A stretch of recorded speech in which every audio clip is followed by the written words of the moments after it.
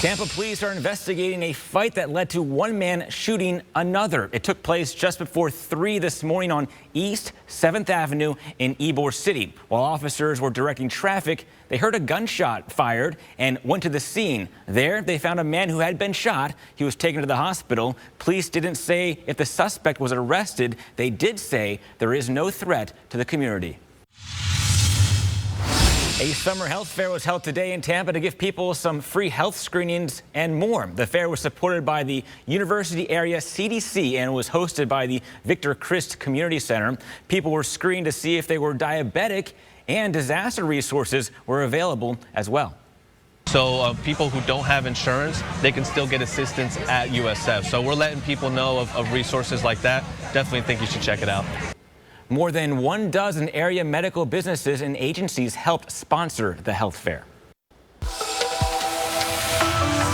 Hi, good Saturday evening, everyone. I'm meteorologist Jason Adams. Boy, widespread showers and thunderstorms in our inland communities today. Not much at the coast. However, those clouds made it back west to the coast, and that helped us out temperature-wise. Instead of us baking into the mid-90s, a lot of us did not even get to 90. And our inland locations, again, picking up some significant storms today. Nothing severe, thankfully, but a ton of lightning with them. They were pretty noisy as they were rolling east, and now they're out of here, so we're done with that risk here for the rest of tonight. Now, temperatures, again, below 90 for a lot of places where you saw more sun.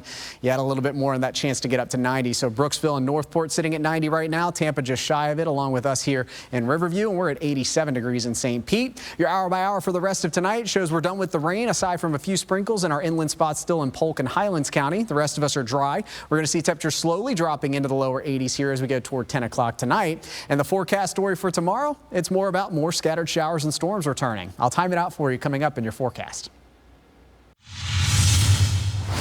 One man's trash is another man's treasure. That's how the saying goes, but not this kind of trash. It's no secret that the St. Pete Marina is long overdue for some underwater cleaning. ABC Action News reporter Blake Phillips got a look today at the efforts behind picking up trash 10 feet underwater.